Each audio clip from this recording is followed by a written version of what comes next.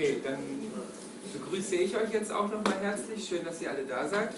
Für die, die es nicht wissen, mein Name ist Jan-Philipp Lücke, ich bin der Sprecher der Kultur AG und dieses Jahr angestellt in der Zukunftswerkstatt und verantwortlich für die Kulturveranstaltungen im Rahmen des von der Region Hannover und des niedersächsischen Kultusministeriums geförderten Projektes Probebetrieb, in dem wir herausfinden wollen, was es halt an kulturellen Aktivitäten, welche kulturellen Aktivitäten im Ihme-Zentrum funktionieren, welche erwünscht sind und was überhaupt funktioniert. Und ich bin sehr, sehr stolz, dass funktioniert hat, dass meine Anfrage ins ferne London zu Mr. Richard Walker nicht ins Leere verlaufen ist und er hier kleinen enthusiastischen Künstler geantwortet hat, als ich bat, ob er nicht im Ihme-Zentrum ausstellen würde. Und es gab eine glückliche Fügung, sein Bruder war als Soldat stationiert in Minden-Lübbecke und dadurch hat er halt Familie hier gleich nebenan. Und im September hat er seinen Bruder dann mal nach langer Zeit wieder besucht und hat dadurch dann halt auch gleich das Ihme-Zentrum besucht. Ich habe ihn unten am Palettengarten abgeholt und seine erste Frage war, what is this?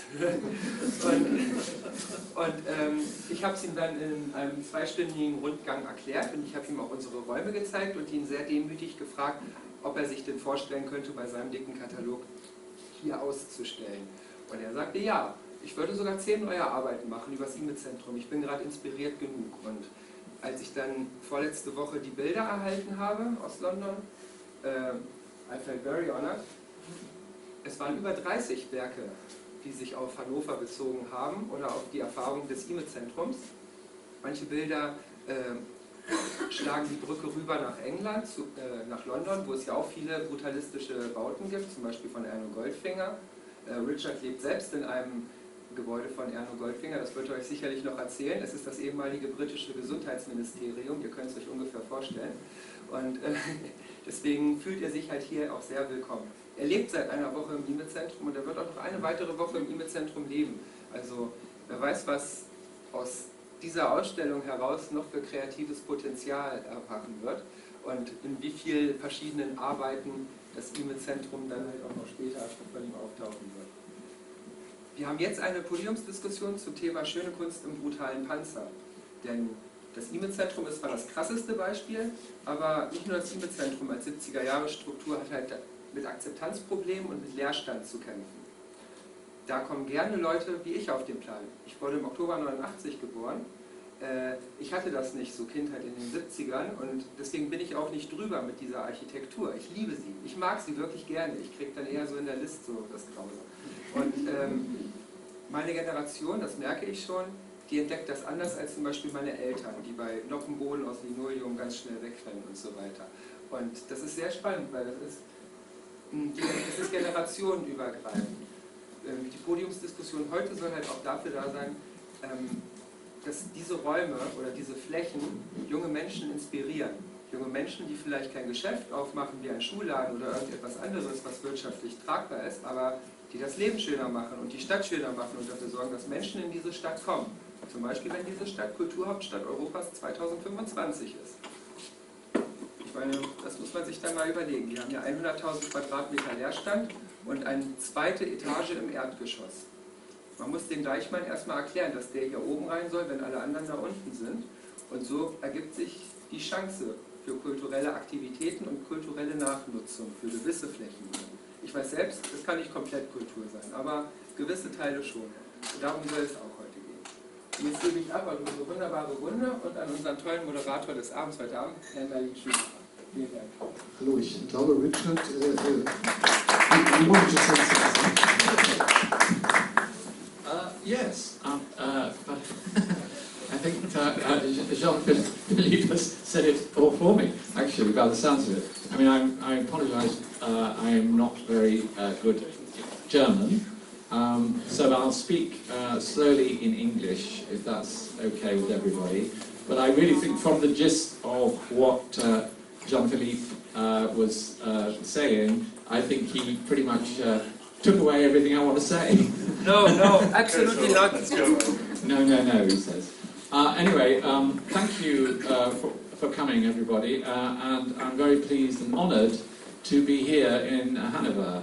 It's quite new for me, this, although I have shown my work in Germany before, in Hamburg, and in fact, a long time ago I showed it in Bonn, which was the city, which never felt like a capital city because it was just a little village.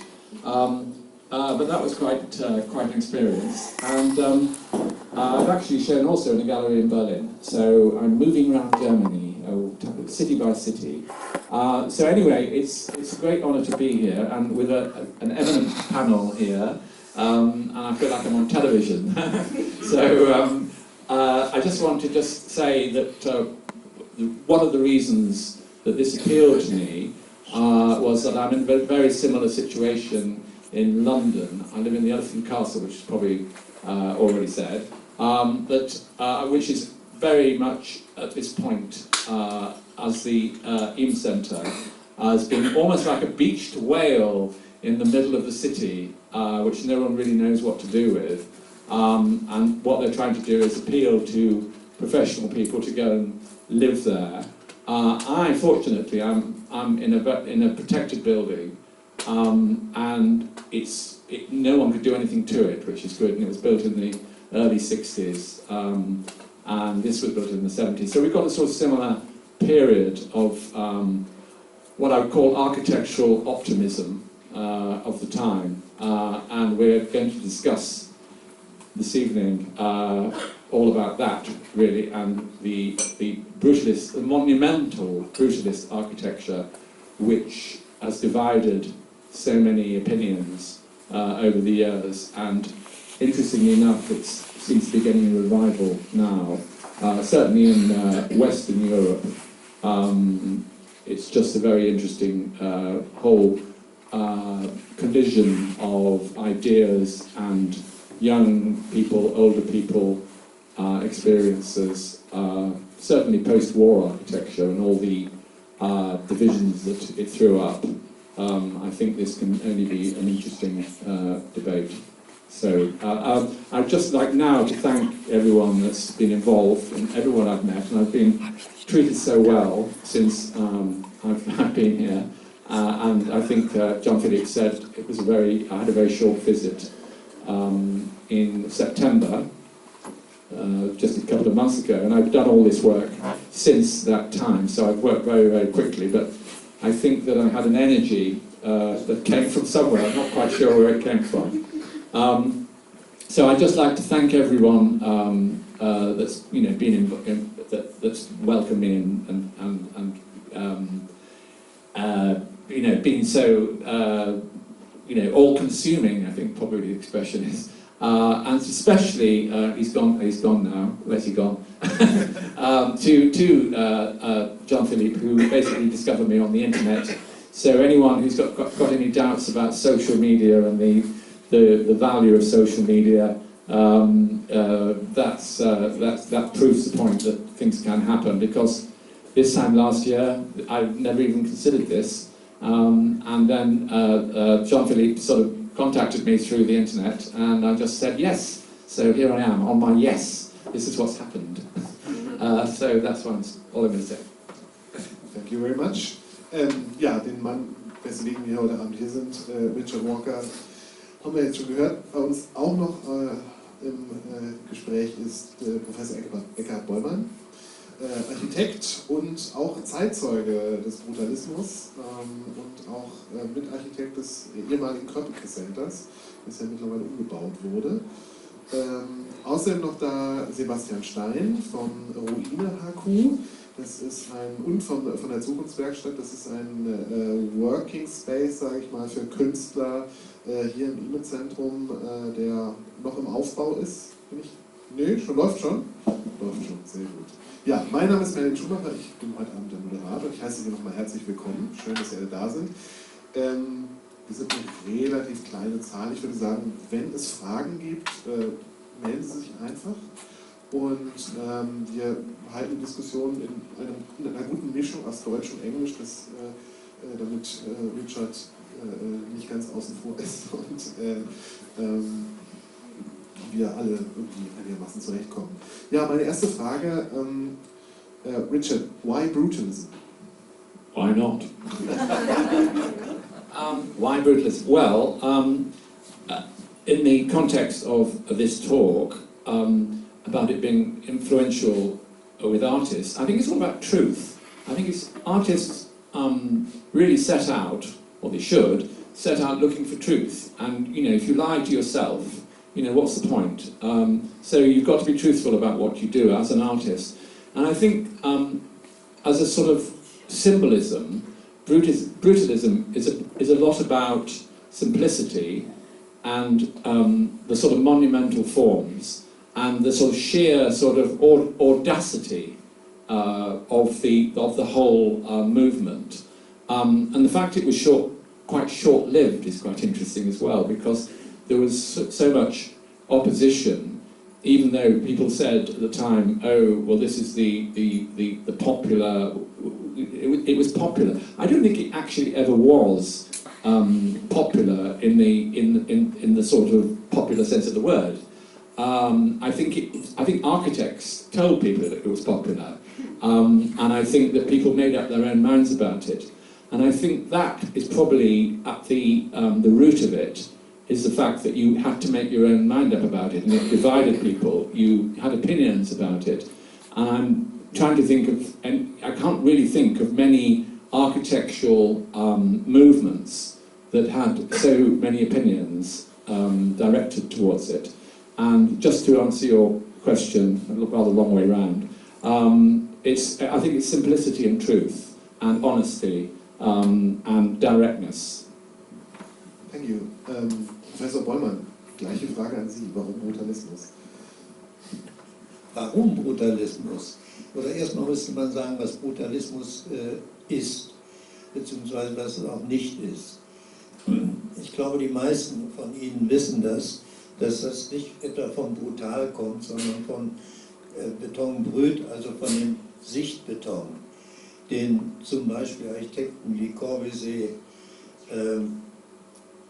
nach dem Krieg in erhöhtem Maße anwandten, weil sich die Architektur der 20er Jahre, die ja mehr in weißen Kuben mit Putz gemacht war, weil die sich nicht mehr gehalten hatte, suchte man nach Material, was stabiler ist. Das ist das eine.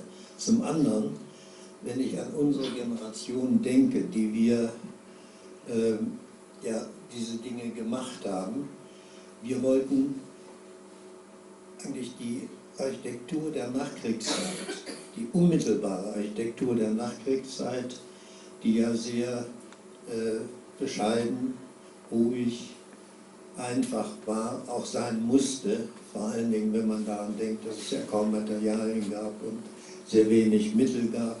Diese Architektur wollten wir überwinden mit einer skulpturalen, plastischen Architektur, und da bot sich natürlich Beton an.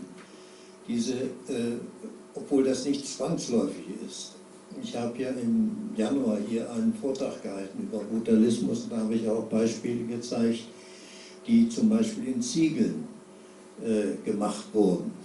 Es kommt also nicht unbedingt darauf an, dass das Beton ist, aber Beton ist das Material, was sich am plastischsten formen lässt. Nicht? Und wir wollten auch die sehr einfachen, teilweise sturen Rasterfassaden überwinden durch lebendigere Strukturen in den Fassaden, auch wie Corbusier das gemacht hat. Und ganz sicher wollten wir auch noch weitere Dinge, zum Beispiel die Vorstellung von Raum, die es in den 60er, 50er, 60er Jahren gab. Da war der erste Mondflug, da war die Raumfahrt ein sehr aktuelles Thema. Wir wollten also eine stärkere Verzahnung der Gebäude mit dem Raum haben. Nicht? Und das führte natürlich zu einer stärkeren Plastik, zu stärkeren Strukturen. Nicht? Und insofern die Frage, warum Brutalismus, kann man eigentlich nur so beantworten, dass das eine Entwicklung war in den 60er Jahren, die angefangen war in den 50er Jahren von einer Generation, die sehr zukunftsorientiert war und die eigentlich nach einer neuen Welt suchte. Nach dem Zweiten Weltkrieg, nach all den fürchterlichen Dingen des großen Krieges, nach einer neuen Welt sucht. Und das war nicht nur in der Architektur so, sondern selbstverständlich auch in der bildenden Kunst. Also es hat in den 50er, 60er Jahren eine Unmenge von Bewegungen und Richtungen gegeben, ob das die sogenannten neuen Abstrakten waren oder die Action Painting oder die erste Objektkunst, aber auch mathematisch bestimmte Kunst und so weiter. Ich will das jetzt nicht zu weit ausführen. Nicht? Also das war alles ein Aufbruch, den unsere Generation nach dem Krieg wollte und auch in Teilen ja durchgeführt hat. Okay, vielen Dank. Das war schon mal ein guter Einblick in den Brutalismus an sich. Sebastian, im Prinzip die gleiche Frage an dich, bei dir vielleicht aber auch eher, warum das Ihme-Zentrum? Ja, genau. Ich bin, glaube ich, nicht so sehr hier wegen dem Brutalismus an sich oder also vielleicht dem, was man den historischen Brutalismus nennen kann. Ich bin eher, glaube ich, hier wegen dem, was daraus geworden ist und was in diesem Gebäudekomplex daraus geworden ist. Dazu muss ich ein bisschen weiter ausholen. Ich mache einen kleinen, oder ich bin Teil von einem kleinen Kunstraum, der sich nicht hinter dieser Wand, aber hinter der Wand dahinter befindet, hier in der Zukunftswerkstatt. Und der Raum heißt Ruine HQ, also Ruine Hauptquartier. Und in dem Ruine Hauptquartier geht es im weitesten Sinne um sowas wie eine Verhandlung der ruinierten Gegenwart. Und die ruinierte Gegenwart würde ich verstehen als sowas wie, dass die Erzählung von Fortschritt, Wachstum, Inklusion und vielleicht ganz allgemein sowas wie es wird immer besser, dass die an ein Ende gekommen sind und dass sich jetzt nach diesem Ende man könnte sagen, ein reales oder das, also eine Wirklichkeit vielleicht zeigt, die eher geprägt ist von Stagnation, Prekarität, Depression, Schulden, Exklusion, Abschottung und man könnte noch einiges weitergehen, aber das ist vielleicht schon ein ganz guter Eindruck. Und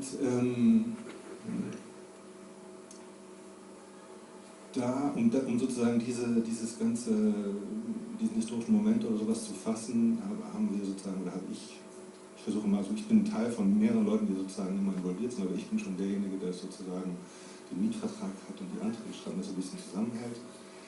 Haben wir den Begriff der Ruine gewählt, weil die Ruine sozusagen viele Sachen sozusagen inkorporiert und die Ruine zwar einen Zustand von einem vergangenen Konstrukt darstellt, aber immer mehr als dieses Konstrukt oder Bauwerk oder was auch immer man sich darunter vorstellen will, sozusagen eröffnet.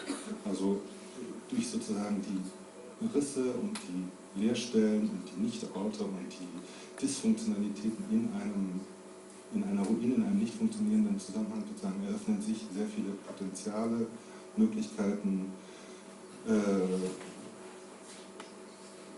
Sachen anders zu machen, Sachen neu zu machen, Sachen wieder anders zu überdenken und ganz abstrakt und allgemein gesagt, vielleicht auch eine andere Zukunft zu entwerfen. Und in diesem Feld bewegen sich sozusagen die Veranstaltungen, Ausstellungen, Workshops und anderen Formate, die in Ruine HQ stattfinden. Und das Ihme-Zentrum, um jetzt sozusagen den Bogen zurückzuspannen, das Ihme-Zentrum stellt für mich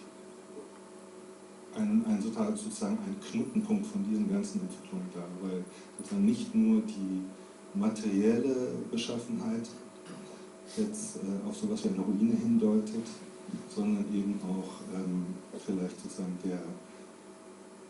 der finanzielle oder ökonomische Zusammenhang, aus dem heraus diese Ruiniertheit sozusagen hier eingetreten ist, dass nämlich vor etwa 10 Jahren eben der Finanzcrash sozusagen stattgefunden hat und seitdem eben ist sozusagen die Probleme mit den Investoren oder eben könnte auch Spekulanten sein, der sozusagen hier 80% etwa des Komplexes hält und dann, um jetzt auch wieder zum Brutalismus zurückzukommen, vielleicht sozusagen die Utopien und die Vorstellungen, die in dieser Architektur angelegt waren, die würde ich eben auch hier nicht so ganz erfüllt sehen und um da sozusagen wieder um das Ruinierte sozusagen anzubringen, glaube ich, ist eben auch sozusagen eine Perspektive, um das zu überdenken, das neu zu machen und das ja, in eine vielleicht eine andere Richtung, als die Gegenwart sich jetzt entwickelt, sozusagen zu lenken. Guter Punkt. Richard, you said it's that you doubt that brutalism has ever been popular, but it's engaging people, and that's why people have a strong opinion. Does anybody believe there has been a real has brutalism ever been really popular, and could it be made popular again? Yes, I think is the answer. As I said before, there's a whole new generation that are re-evaluating it as a more direct commentary, I think, and I think that's why it's come back into its own in a way, because there's so much in the world now, especially with technology. And I suppose there's so much that's virtual as well. I mean, a lot of people, create their own lives within their own worlds, and I think people have got very comfortable in their rather safe environments, and I think brutalism probably once represented something that was a bit dangerous, and there was big cavernous concrete spaces that people were afraid of going into. And it got that reputation in the past, and I think that has been valued in the sense that it's now presenting big exciting spaces rather than big dangerous spaces. It's more about excitement because people's worlds in a lot of ways have shrunk because of technology. Although we've got expanded knowledge, and we've got, lots of information at our fingertips, people's experiences have possibly shrunk unless they're travelling a lot. And I think that if you have, big monumental buildings around you, I think that's inspiring to people. So it's sort of opening up again. So it closed down, and we all became a little bit too comfortable, and people started moving into rather dull little suburban houses and getting very cosy with their furniture and fabrics and furnishings. And I think people now want some more excitement in their lives, possibly, and so are moving towards bigger, more exciting spaces full of light that will give them energy as well. I think energy is an important factor.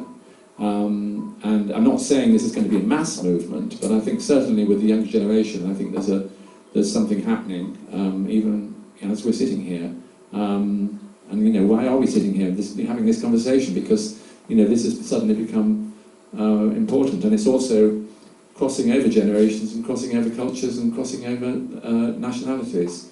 And you look, it's very interesting if you look at brutalist architecture across the world, from the 1950s onwards through to the 70s, it does follow a certain sort of pattern, and it's sort of quite comfortable now looking at it, because you think, well, there's another wonderful brutalist building, and it's almost like it's like a lost relative, and it's rather nice experience. Well, it is for me. So, yeah. Professor Bollmann, Sie waren dabei. Gab es jemals populären Brutalismus?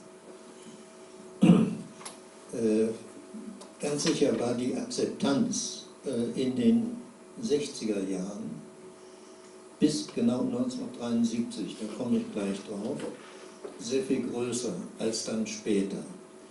Das lag einerseits natürlich daran, dass man sich freute, dass überhaupt Dinge passierten nach dem Krieg, dass wieder aufgebaut wurde, dass es weiterging. Das lag daran, dass eben nicht nur künstlerische, sondern auch gesellschaftliche Utopien da waren, die also sehr viel populärer waren, als so etwas heute zum Beispiel ist. Und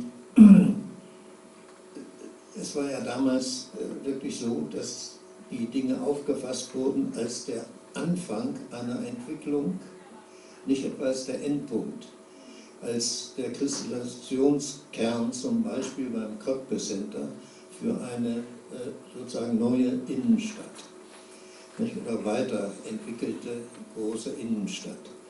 Dazu kam es, dass in der Zeit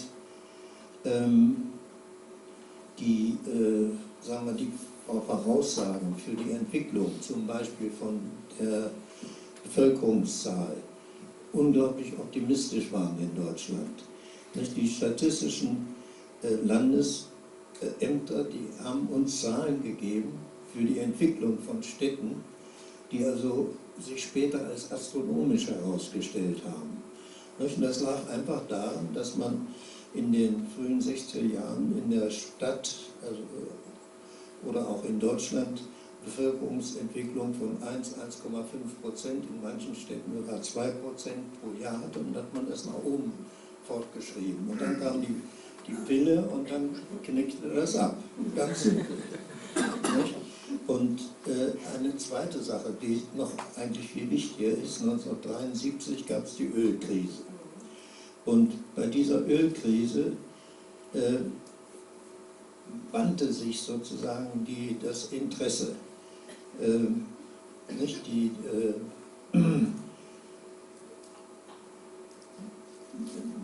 Small is Beautiful zum Beispiel, so ab 73.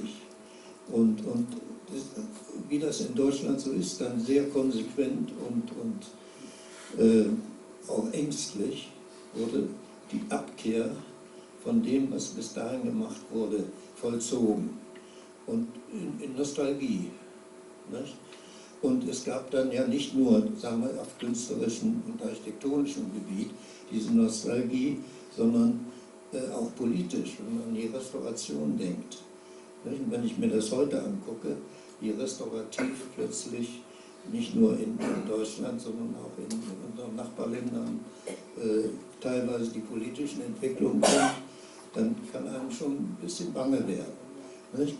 Andererseits habe ich festgestellt, also einmal bei Studenten zum Beispiel, dass die plötzlich wieder interessiert sind an den Ideen, die in den 70er Jahren entwickelt wurden.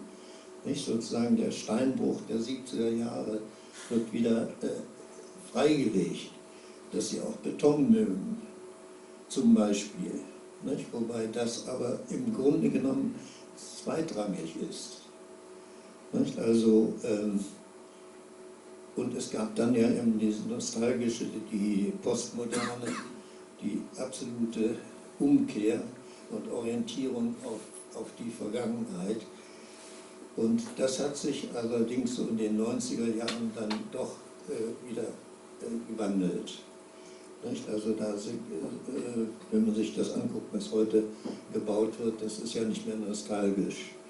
Nicht? Und das ist ja nicht mehr der Bezug auf die Vergangenheit, sondern Bezug auf die 20er Jahre und Ähnliches. Ne?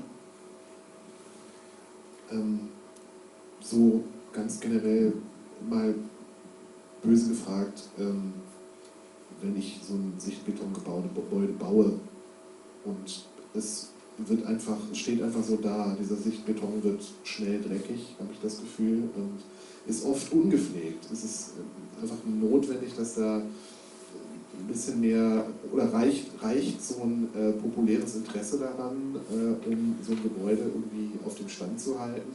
Generell mal so angefragt, if there's, would it be enough to have a popular movement to clean up the brutalist buildings, which often are run down, rarely cleaned up. Well, I have a story.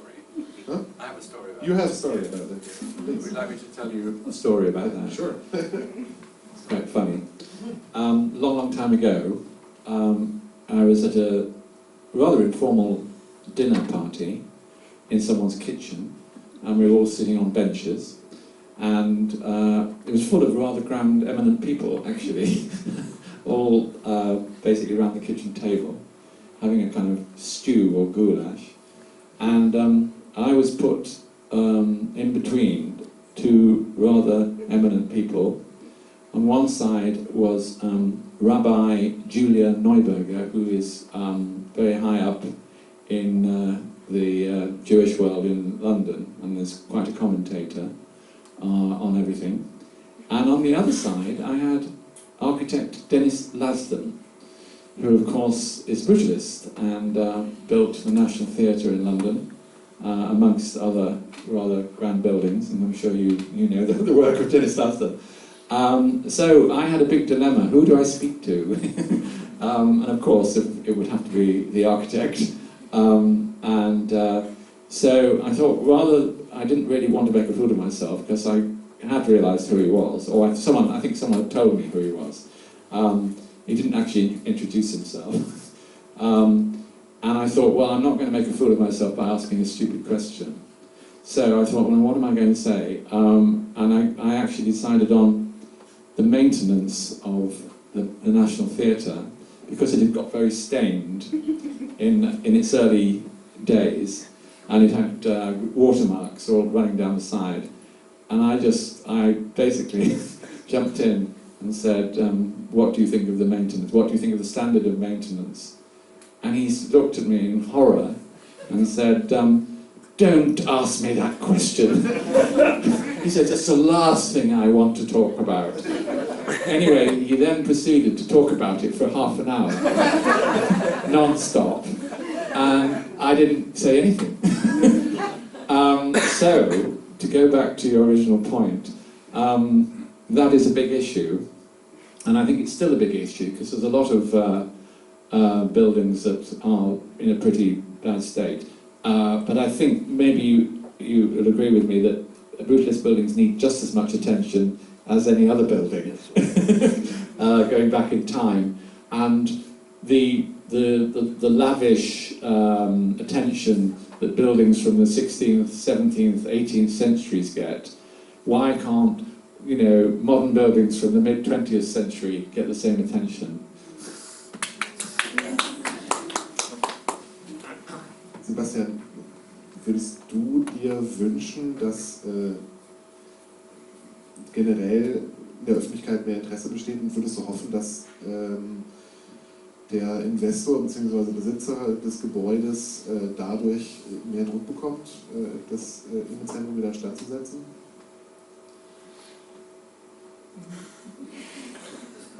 Das ist eine sehr heikle Frage, würde ich sagen. I asked if he was wishing that there wasn't more public interest in rebuilding or regenerating the building, and if this would cause the investor to have more interest.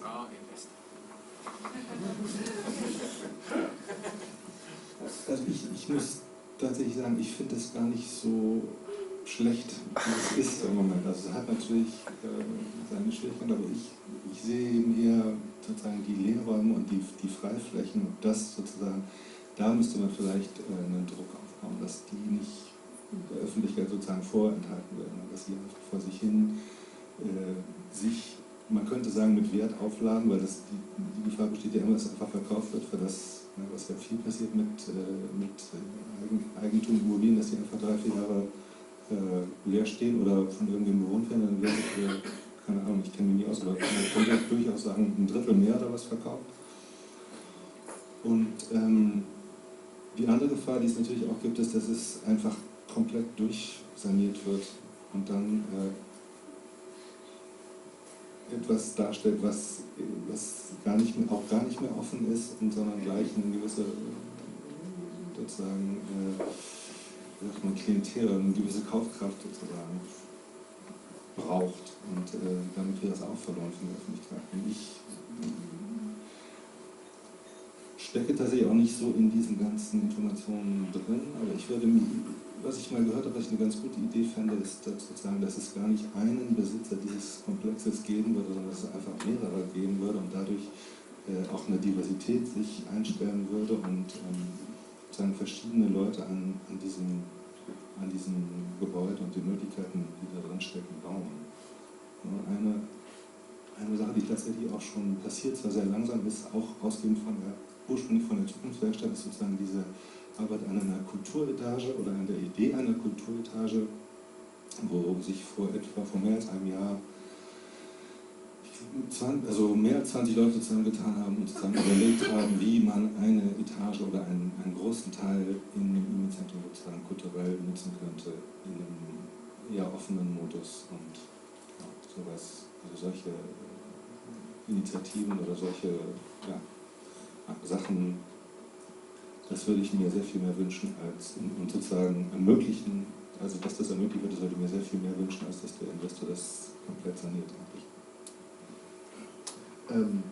Professor Bollmann, glauben Sie, dass man Kultur beim Brutalismus oder bei solchen Gebäuden wie dem Ihme-Zentrum, was ja so ein bisschen so eine Art Stadt in der Stadt ist, einfach völlig vergessen hat und sie, also das Ihme-Zentrum im Speziellen daran zugrunde geht?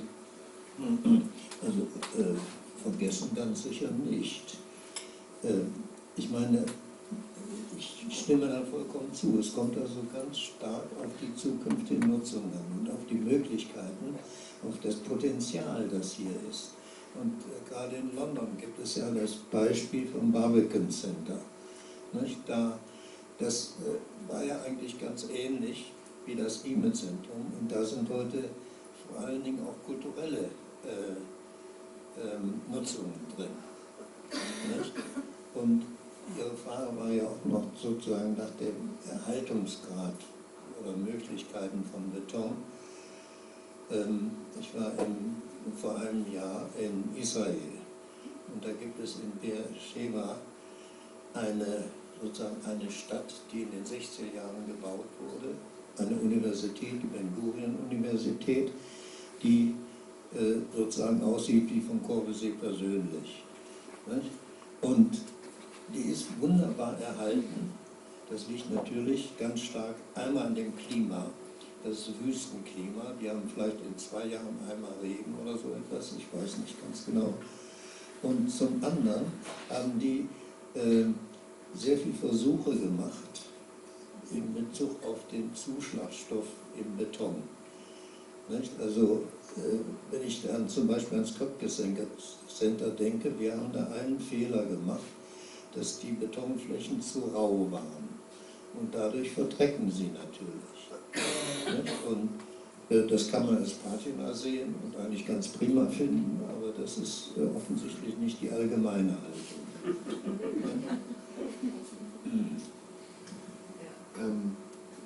Can I just sort of, I heard mention of the Kurator-Center. Sure. And it sounded good. I just want to say that the Kurator-Center is just so wonderful to visit. And if anyone's got any doubt about brutalist architecture, go straight to the Kurator-Center because it's all very intact from the 1970s. And going back to maintenance, it's very well maintained. And it's just a beautiful example of how all this can work. I mean, of course, it has its detractors in the fact that people always say they get very lost and they get it's very confusing. But I always just say, well, just get lost in the architecture for God's sake. And, it doesn't matter where you turn up; it's just wander around. But the thing is about the Kurator-Center, it was built as a essentially a residential development. But really what they had to do, and this relates to the Ihme-Center, in the fact that they had to bring in something cultural to bring people in, and also give people a reason to live there. And what they did was, very much so, they built the Kurator-Center, which is world-renowned theatre now, and cinema, art gallery, restaurants, so people do come. But the one problem with the Barbican Centre is it's not that well accessible. It's not accessible.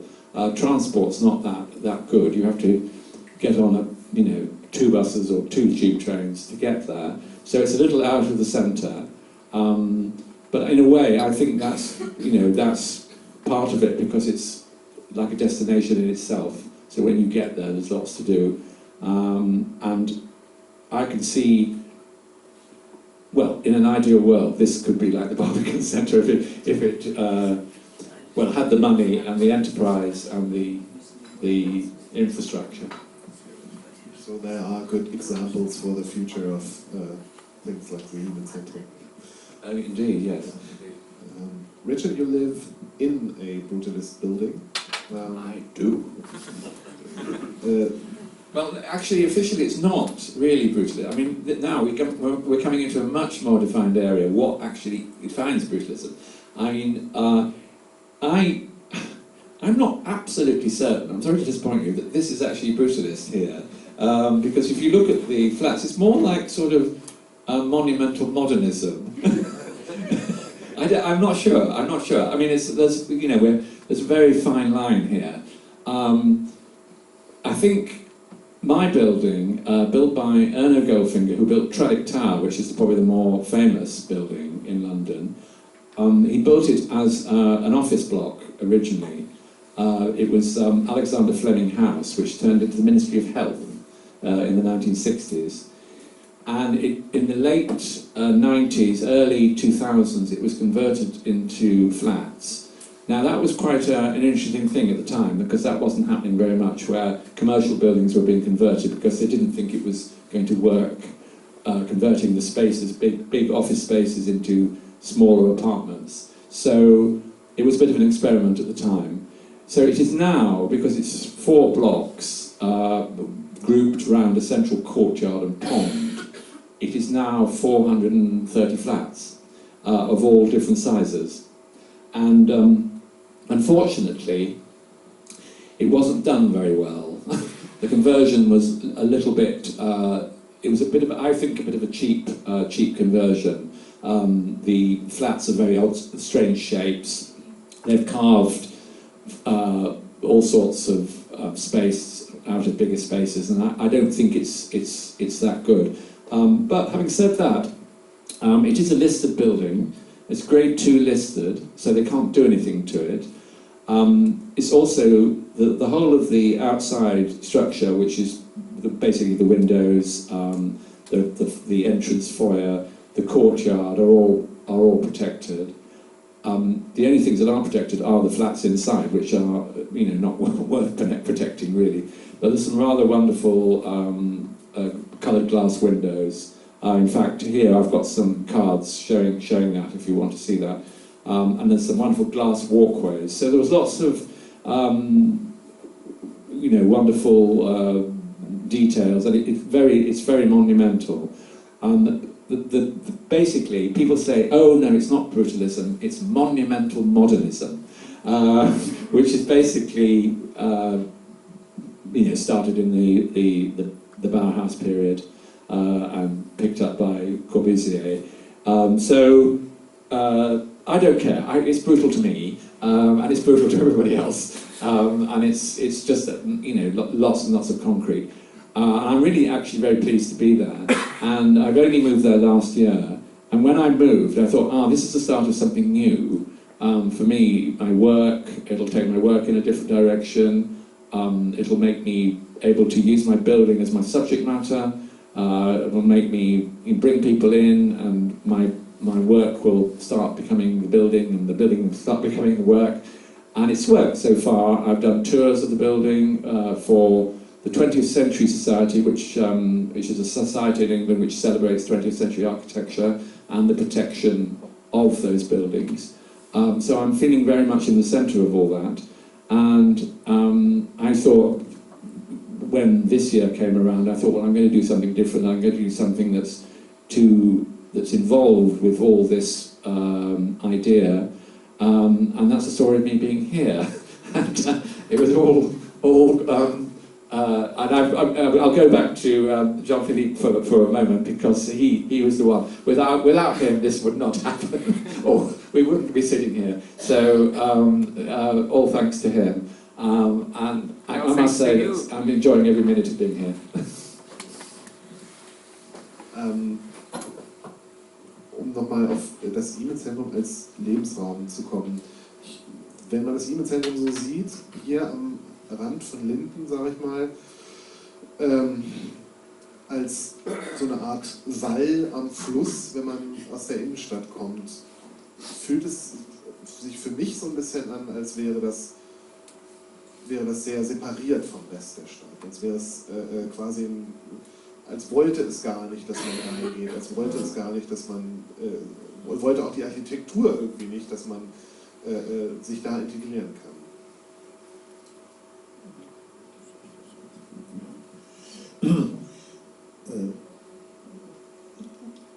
Hier in diesem Raum hat der Dieter Keil, der mit am Ihme-Zentrum geplant hat, gerade über diesen Punkt gesprochen. Wenn man hier die Blumenauer Straße sieht, die war ja in der Zeit eine Straße, die durch so ein Industriegebiet ging. Nicht? Also ich habe ja hier in der Nähe gewohnt, als ich studierte, da waren im Grunde genommen Industriebrache des 19. Jahrhunderts. Und aus dem Grund ist, und das ist zweifellos ein großes Problem für das Ihme-Zentrum, die ganze Erdgeschosszone, zum Beispiel zur Blumenauer Straße, nicht so gemacht und geöffnet und einladend geworden, wie sie hätte sein können, wenn man bedenkt, dass jetzt auf der anderen Seite auch Wohnungsbau ist. Nicht? Also das ist ganz zweifellos eines der Probleme. Nicht? Und man muss dazu eins sagen, in der Zeit, als in den 60er Jahren so etwas geplant wurde, war das Übliche, das Bauen auf der freien Wiese von Schlafstätten mit Zeilenbau, das heißt also parallelen Gebäuden, dazwischen Bäume oder Spielplätze und Ähnliches. Und unsere Generation wollte wieder die Stadt haben.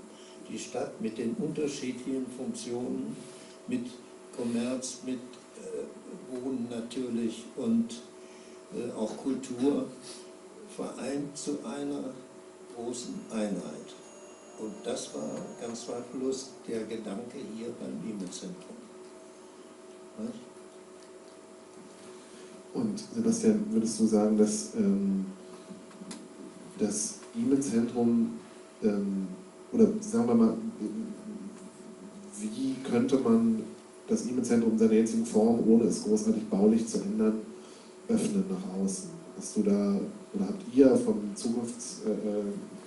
eine Idee, eine Perspektive? Von dem Verein der Zukunftswerkstatt meinst du? Ja, da gibt es.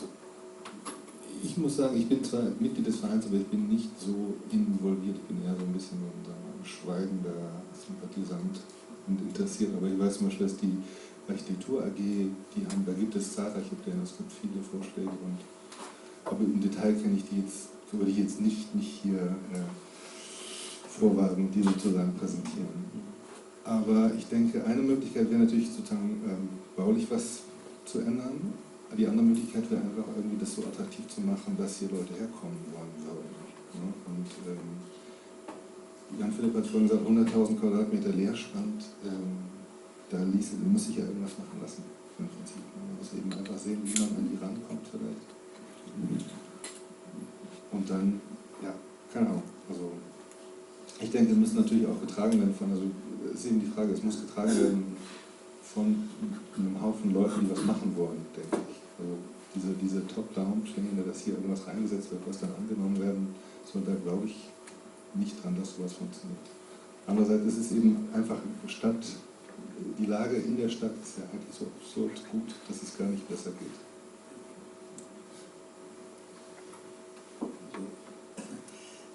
Es gibt ja eine ganze Reihe von Vorschlägen. Da sitzt Gerd Runge, der hat ja immer wieder die Durchlässigkeit angezeigt und geplant. Und wenn ich daran denke, in diesem letzten Jahr haben wir ja diesen Studentenwettbewerb gemacht, wo also eine ganze Reihe von Vorschlägen entwickelt wurden, um so etwas stärker zu öffnen und durchlässiger zu machen. Das baulich ist das nicht das Problem. Das Problem liegt beim Investor. Das muss man ganz deutlich sagen. Okay, ja, müssen wir mal schauen, was der Investor in Zukunft so sagt. Richard, you breathed in a lot of Ihme-Zentrum in the last week. What would you say would be a good way or a good perspective to make it more attractive, more open to people?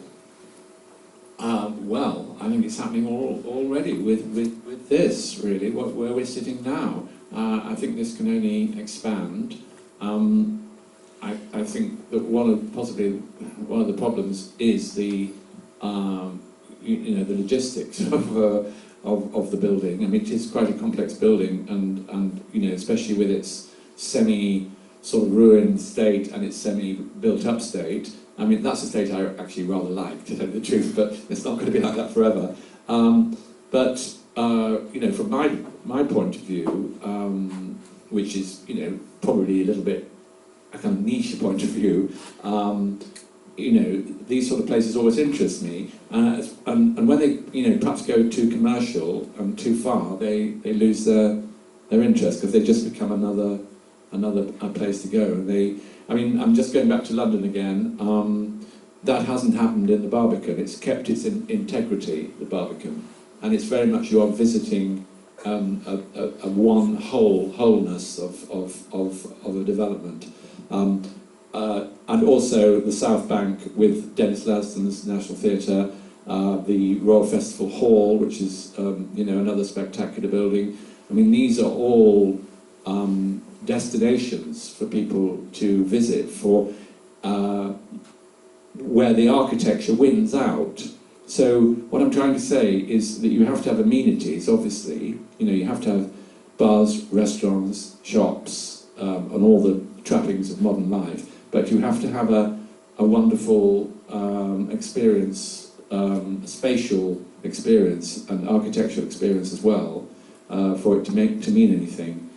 Because you could just throw up any old piece of building and it doesn't really matter what it looks like. I mean, that's what we've done with a lot of big shopping centres, certainly in the last 20 years. We have lots of what we call out-of-town shopping centres, that aren't in city centres, that you have to travel to, and they turn into family entertainment, I suppose, and you're trapped inside and there's nothing to look at, there's no building or architecture to look at. So that's my feeling.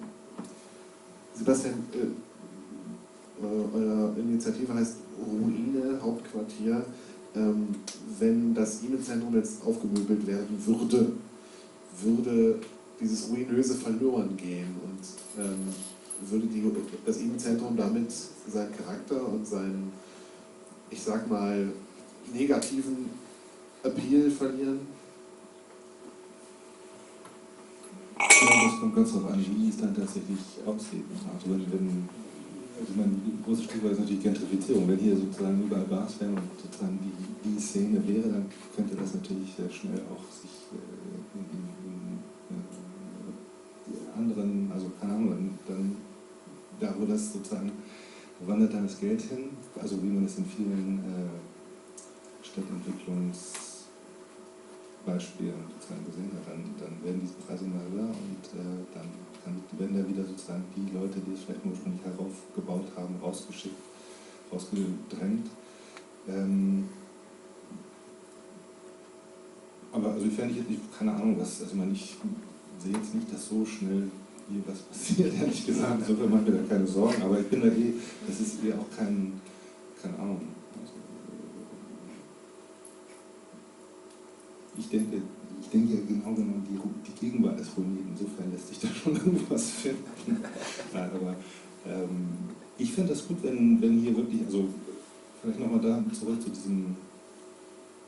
dem Gentrifizierungspunkt oder so einer Frage nach wenn hier sozusagen eine Dynamik abgeben würde, die, wie Richard auch schon gesagt hat, und die ja schon auch besteht, also mit der Zukunftswerkstatt, mit dem kleinen, mit dem zum Beispiel Galerie Brutal ist jetzt ein neuer Raum, der gekommen ist, die Zwischennutzungsetage gibt es gibt schon so einen Haufen Sachen, da passiert schon was. Man weiß ja nicht, vielleicht plötzlich geht es los oder so, oder irgendwas kommt noch dazu und dann, also mich wundert es dass es noch nicht, dass es so langsam geht, würde ich sagen. Aber die große Frage, denke ich, ist, wie schaffen es diese Räume und diese Initiativen, sich hier so zu halten und wie können die das auf eine Art und Weise tun, die sie nicht an kommerzielle Zwänge und an im Endeffekt so Ausschlussmechanismen sie davor beschützt. Das wäre die Frage. Da würde ich eben eher an so eine Gruppendynamik, also Gruppenzusammenhänge denken, als an Einzelvorstöße. Okay. Eine Frage an Professor Bollmann. Die Beton als Baumaterial wirkt auf mich jedenfalls in einer Zeit, in der sehr viel an Recycling gedacht wird, an erneuerbare Energien, an Umweltschutz, quasi anachronistisch. Und ich habe das Gefühl, also liegt man da richtig oder ist Beton doch ein Werkstoff für die Zukunft? Ich denke, das ist auch ein Werkstoff für die Zukunft, aber sicher. Nicht? Also da habe ich gar keine Probleme mit, aber ich möchte noch was anderes sagen. Wir sind ja hier, weil hier eine Ausstellung von Bildern eröffnet wird. Richard. Sorry. I'm talking about your pictures. Oh, my pictures. Oh, well, good. Sorry, I was a few miles away there. Und da würde ich auch gerne noch was dazu sagen, dass ich nicht nur als Architekt die Bilder interessant finde, weil die Architektur, auch die ich sehr gern mache, zum Thema gemacht ist, sondern die sind eigentlich wunderbare Bilder, wenn man an die Komposition, an die Farben und so weiter denkt, die wir hier gesehen haben. Und das muss zumindest doch auch nochmal gesagt werden.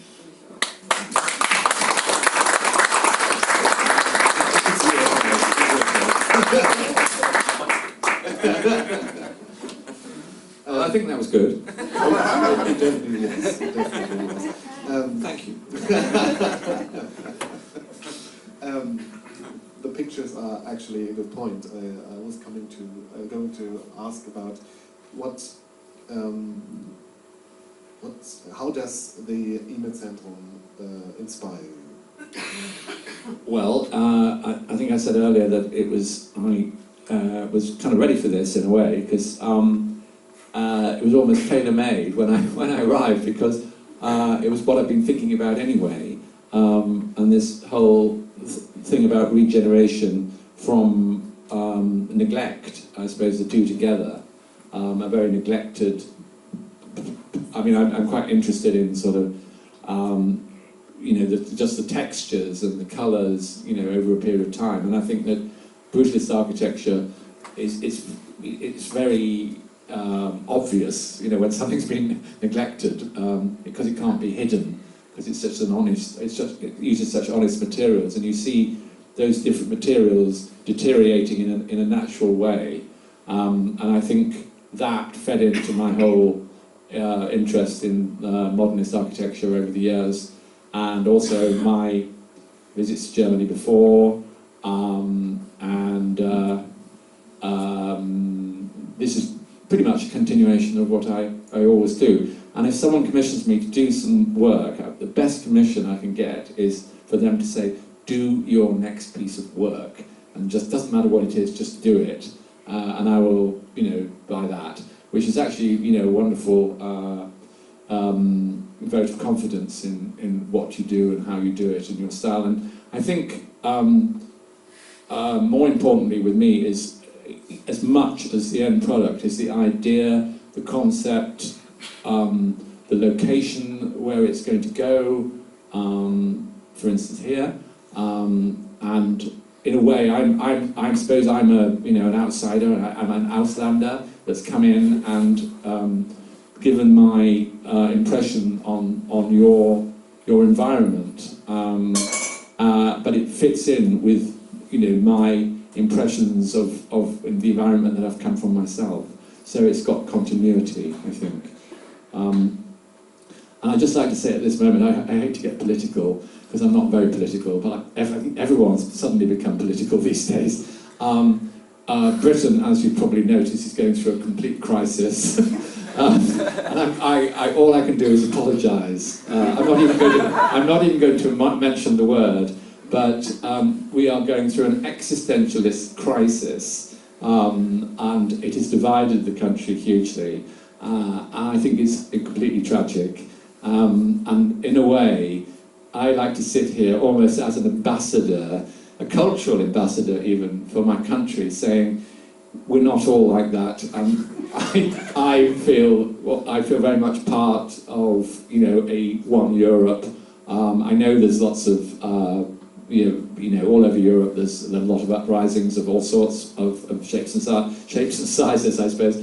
And I'm very against it, and I would just, you know, breezing through borders of different countries, you know, which I've been doing most of my life, suddenly not to be able to do that just seems so tragic. That's the end of my political rant. But as an artist, you've got to be honest. You know, that's you can be apolitical, you can be political, but you've got to be honest. Thank you. Ja, unsere Zeit ist jetzt auch langsam rum, von daher würde ich sagen, vielen Dank an unsere Gäste.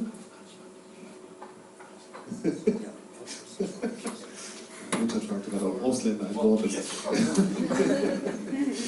Schön, dass Sie alle gekommen sind. Hat jemand noch Fragen gerade? Da hinten. Mich hätte sehr interessiert bei der Planung des Ihme-Zentrums, ich kenne es also nur aus den frühen 90er Jahren, als ich nach Hannover gezogen bin, als es noch intakt war und die Ladenpassagen noch bevölkert waren. An welcher Stelle, Sie sagten das vorhin, haben wir auch Kultur eingeplant? Jetzt wäre mir komplett entgangen als Student damals, dass hier irgendwelche Kultur war. Hier waren Einzelhandelsgeschäfte, hier war Saturn Hansa, Hummer war hier, viele kleine Boutiquen, aber Kultur hat hier, zumindest in meinem Kopf, gar nicht stattgefunden. Das ist richtig, das habe ich auch so eigentlich nicht gesagt. Habe ich das falsch verstanden? Ja, ja. Haben Sie vollkommen recht. Ich meine, als Sie kamen, war die Brücke da über den Küchengarten. Alles noch da. Die war noch da. Ja, ja. Nicht? Die sollte ja eben die Verbindung schaffen zur Limmerstraße und sollte also diese Verbindung zur Stadt schaffen. Nicht?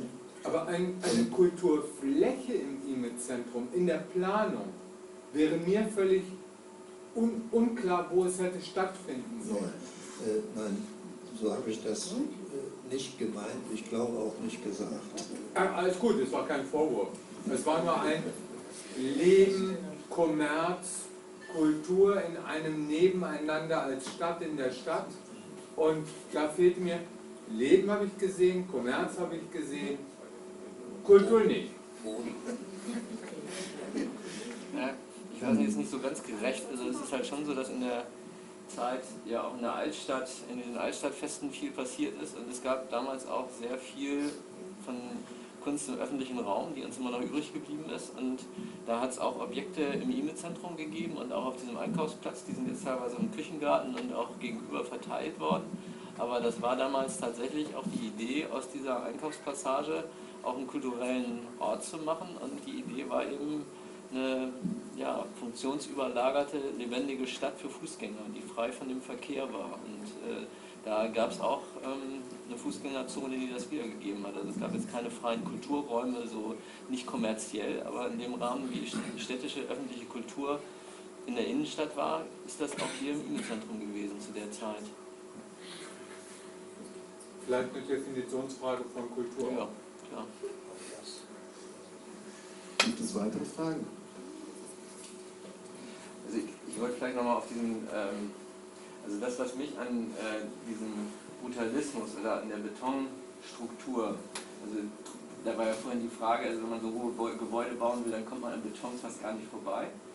Und das, was ich jetzt auch an diesem Sockel, der ist ja das eigentliche Problem, interessant finde, ist eben, dass das, sage ich mal, so ein Stadtlaboratorium sein kann. Das ist eine leer gefallene Fläche, die einfach alle 8 Meter eine Stütze hat. Und da kann man viel draus machen. Und das gibt es dann vielleicht auch wieder so das, was die Ruine-Leute machen wollen. Also ich finde, wir müssen ein Konzept machen, um das als so, so eine Spielwiese in der Stadt wieder zu beleben und zu einem Teil der Stadt zusammenwachsen zu lassen. Und dass die Stadt diese Struktur, die erstmal nutzungsneutral ist, zurückerobert. Und das finde ich ist eben auch einer der Grundlagen von dem Brutalismus gewesen. Die haben ja auch so eine natürlich sehr nach außen expressiven Tragwerke gemacht, um eben auch zu sagen, wir sorgen für das Tragwerk und das, was da innen drin stattfindet, ja, das ist eine gesellschaftliche Aufgabe. Und ich finde, in dem Sinn kann man da auch ja, eine Möglichkeit für die Zukunft erkennen. Schauen wir mal, vielleicht inspirieren uns ja die Gemälde von Richard zu einem Weg, das Tragwerk auszufüllen. Ja, vielen Dank an unsere Gäste. Richard Walker, thank you very much. Thank you for being here.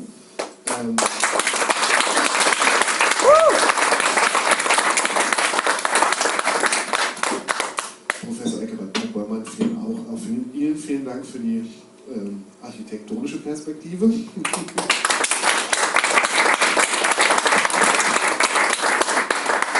Sebastian Stein, vielen Dank auch für deinen Einblick in die künstlerischen Ambitionen und auch ein bisschen in die Zukunftswerkstatt. Oh.